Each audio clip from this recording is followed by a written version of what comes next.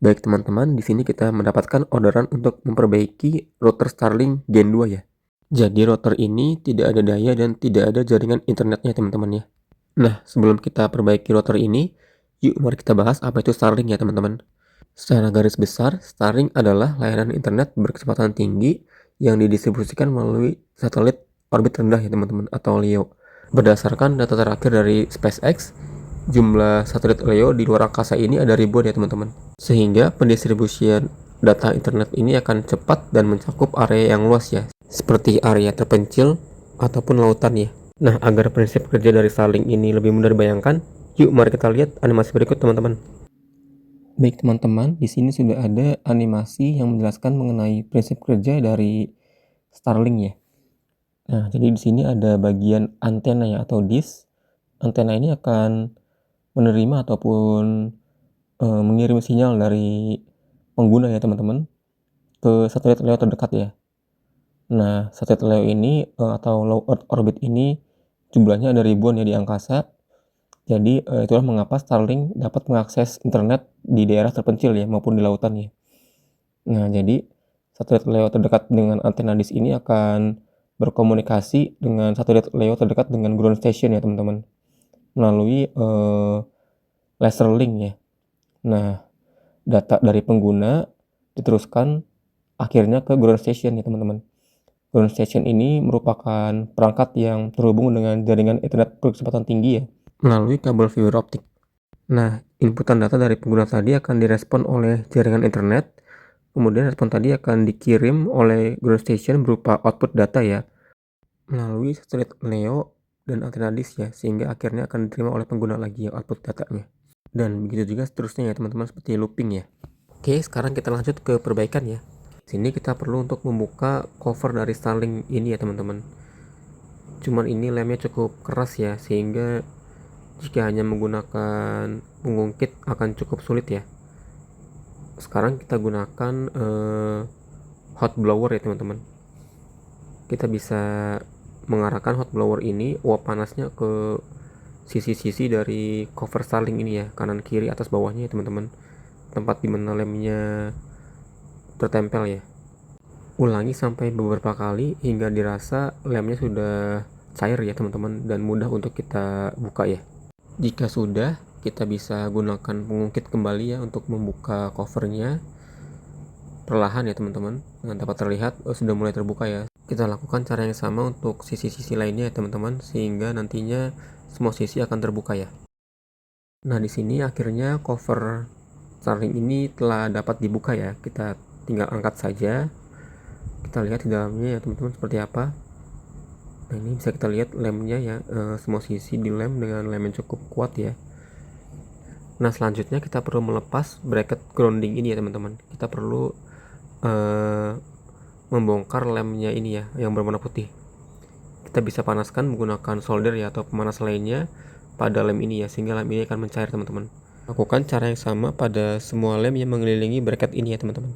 Oke, lemnya sudah cair semua, bisa kita angkat untuk cover groundingnya. Nah, di sini ada dua PCB utama teman-teman ya, ada PCB untuk sinyal dan komunikasi internet dan PCB power supply ya.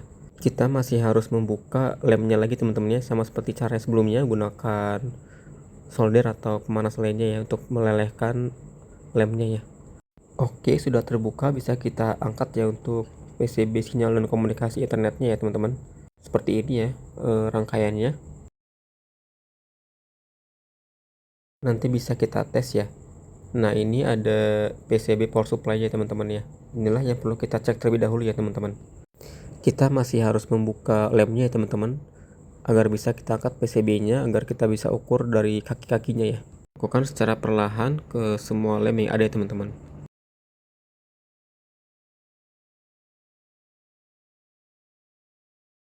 Oke, sudah semua lem cair, bisa kita angkat ya untuk PCB power supply-nya. Oke, sekarang kita angkat perlahan PCB power supply-nya. Nah, bagian belakangnya atau bagian bawahnya seperti ini teman-teman. Nanti kita bisa ukur kaki-kakinya ya. Kita lihat ya. Kita cek fuse-nya dulu teman-teman ya. Kita ukur fuse-nya ini ya. Nah, ini diukur fuse-nya masih 0,6 ohm ya, berarti masih bagus.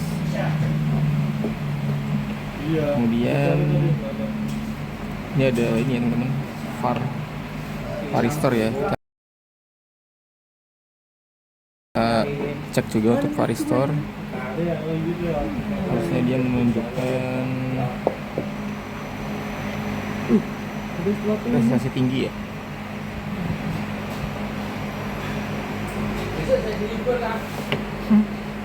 Dikasih reward katanya Ini mega ohm ya, berarti masih bagus varistor. Reward libur.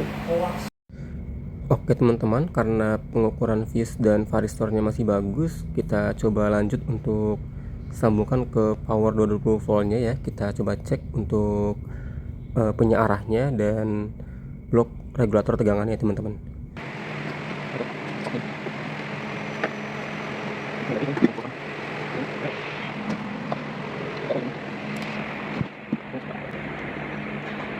Ini bagian harusnya ada tegangan di sini. 297 volt ya. Oke, ada. Itu lihat ya. Nah, kita ukur di port ini ya. Bisa di zoom kali ya. Yang kecil itu. Ya. 12 volt, ground 48 volt ya. Coba kita ukur di sini. Kalau waktu itu ada rasanya gitu. Ya, udah keluar ya. Spotnya nggak keluar, coba lihat ini. Oh ini ya. Avonya. Belum di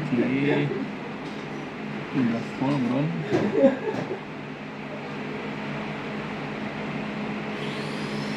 Oke, berarti belum masuk ya. Baik teman-teman, setelah kita ukur di terminal outputnya tidak ada keluar tegangan ya, baik 48 volt maupun 12 volt. Selanjutnya mari kita cek jalur distribusi DC-nya dan regulator DC-nya teman-teman. Ini kita ukur kapasitor ini ya teman-teman. Polaritinya negatif sebelah sini ya, yang ada tanda ini. Don, buka sabun Don. Coba di sini ya. Baju. Gelap ya? Terang ya sih.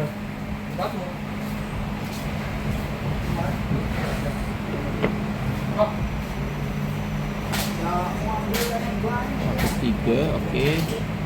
Yang kedua ya. Kemarin botolnya gimana mas? Hah? Ada kalengnya Oke. nggak? Kalengnya? Terus kaleng di sana. Ya habis berarti. Oke. Nggak tahu. Itu mas Koko biasa kan gitu. Tadi Oke. sabun. Ini bagus teman-teman. Sekarang ini ya. Kita ukur juga. Besok gua ambilin. Sudah 6 ya. Oke, sudah 6 harus sama ya. Oke. Ini bagus. Sekarang kita coba ukur kapasitor ini ya teman-teman ya. Oke, besok gua ambilin. Betul ya, Senin gua ambil. Awas kalau pegang beng-beng. Masalahnya Pak Ridwan apa? Apa sih? Bagus tuh, tadi tuh. 30, 29. Kita lagi ya di sini ya. Pakai baju. Harusnya sama ya. Merah. Oke. Begini. 32. Nah, ini harusnya sekitar 100 ya, 100 piko ya. Katanya ya. 100 piko harusnya. Oke, nah, ada kemungkinan ini rusak teman-teman ya, karena pengukurannya beda jauh ya dengan yang diinginkan ya.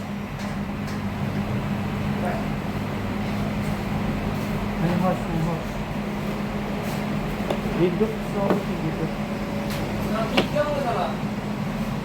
Dekat masjid itu Darussalam.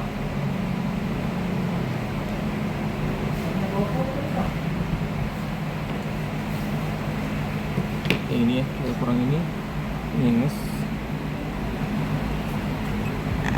Ini deh. Minus bagus.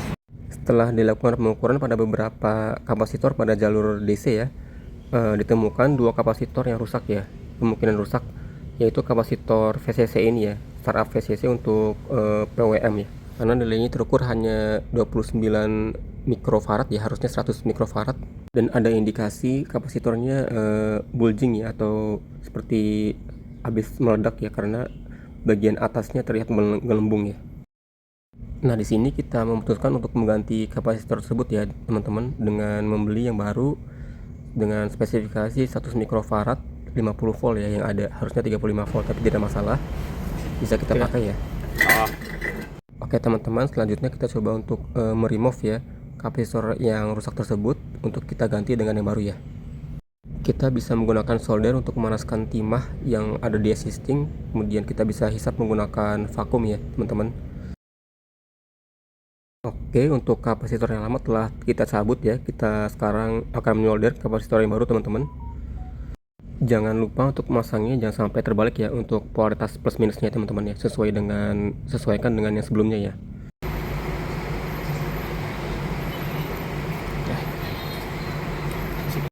Oke, setelah kita solder kapasitor yang baru, mari kita ukur teman-teman untuk nilai kapasitansinya. Seharusnya terukur sekitar 100 mikrofarad ya. 100. Oke, sip.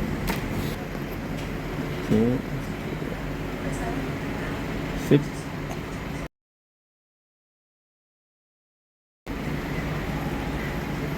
Oke. Setelah mengganti kapasitor yang rusak, mari kita coba lagi rangkaiannya ya. Kita dudukkan dulu ke casing groundingnya teman-teman. Nanti akan kita berikan power 20 volt ya untuk mengetes. Sebelumnya mari kita coba cek untuk groundingnya ya teman-teman ya.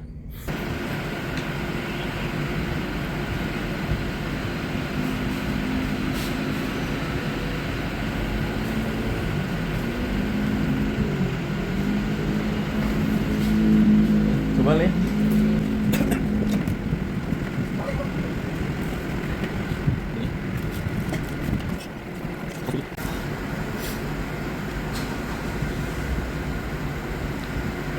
Kita hubungkan jack power supply-nya ya, kemudian kita colokkan ke steker 20 voltnya.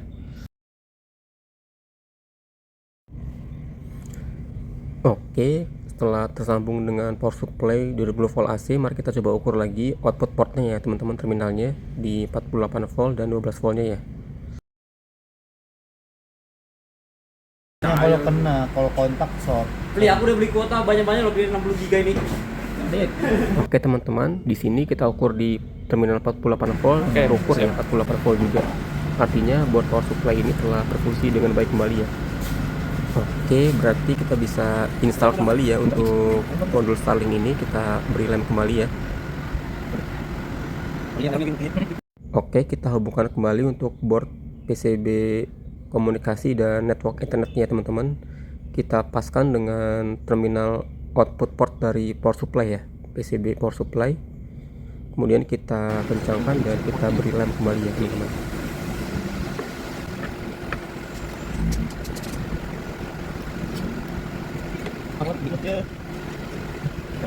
Selanjutnya kita pasang casing shield bagian atasnya teman-teman, dan jangan lupa diberi lem lagi ya.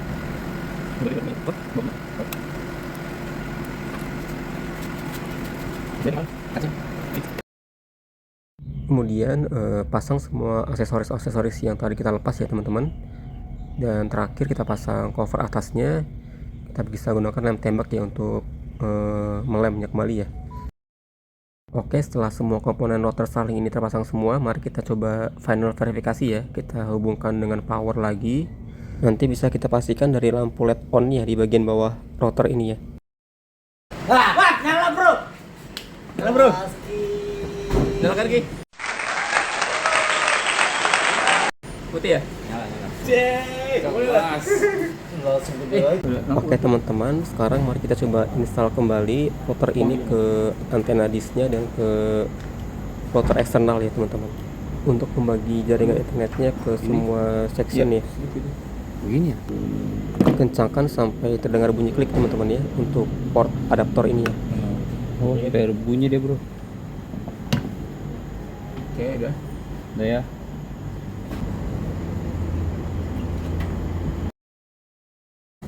Oke, nyala, sip. Oke, telah kita nyalakan kembali Starlink sistemnya, mari kita cek jaringannya ya. Nah, di sini ada antenanya teman-teman ya, atau disk bagian yang menerima maupun mengirim sinyal dari satelit ya. Usahakan pemasangannya berada di area terbuka teman-teman ya, agar bisa menangkap sinyal dengan lebih baik ya.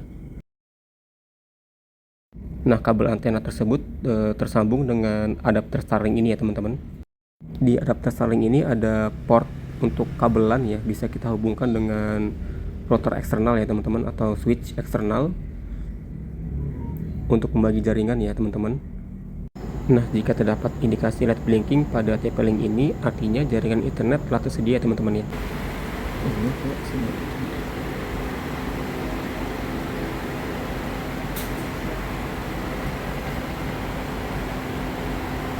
Nah, ini kita telah berhasil menghubungkan WiFi kita ke jaringan internet Starlink teman-teman ya. Demikian, terima kasih.